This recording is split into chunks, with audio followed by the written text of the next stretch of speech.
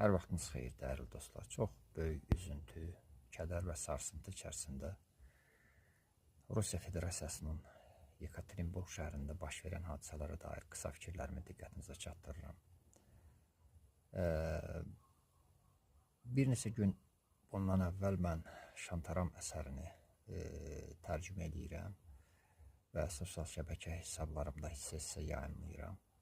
Biz bu cür qəddar səhnələri əsərlərdə, romanlarda, filmlərdə görmüşük.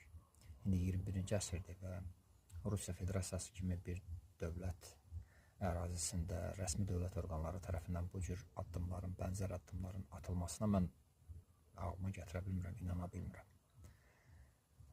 Bu insanların əksəriyyəti Rusiya vətəndaşlarıdır, uzun illər orada yaşayıblar, vergi ödəyiblər. Onların fəaliyyətindən dövlət orqanları təbii ki, xəbərdar olub. İndi onlar məhz Azərbaycanlı olduqları üçün Azərbaycan dövləti, Azərbaycan xalqı onların səsinə səs verir. Bu da təbii bir haldır.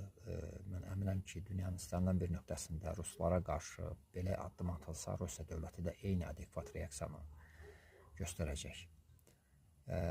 Və bu,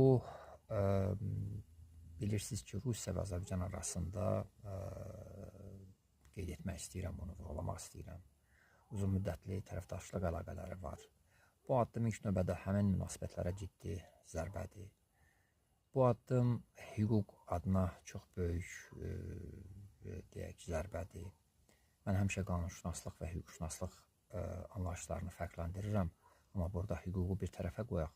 Heç bir qanunda belə bir müddəa yoxdur ki, şübhəli şəxslərə qarşı bu cür amansız rəftar eləyəsən və yaxud qanunun hər hansı müddəasını da bu cür şərh etmək mümkün deyil.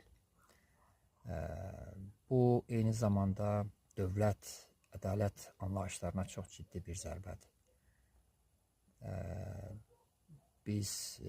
Mən indi hüquq fənnini tədris edən müəllim və professor həyatının vəziyyətini də düşünürəm.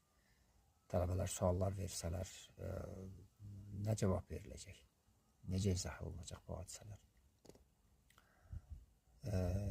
Artıq Rusiyada yaşayan azərbaycanlılar, Azərbaycanda yaşayan ruslar da etiraz bildirirlər. Hətta Azərbaycanda yaşayan Rusiya yönümlülüyü ilə tanınan bir sıra insanların da etiraz səsləri ucalır. Keşkə bu olmasaydı, nə lüzum var, nə ehtiyac vardı bilmirəm. Əgər insanlar cinayət törədibsə, hətta belə ən ağır cinayətləri törədiblərsə, belə onlarla Cinayət Prosessual Məcəllənin iddiaları əsasında davranmaq olardı. Bir daha belə hadisələrin təkrarlanmaması ümidi ilə.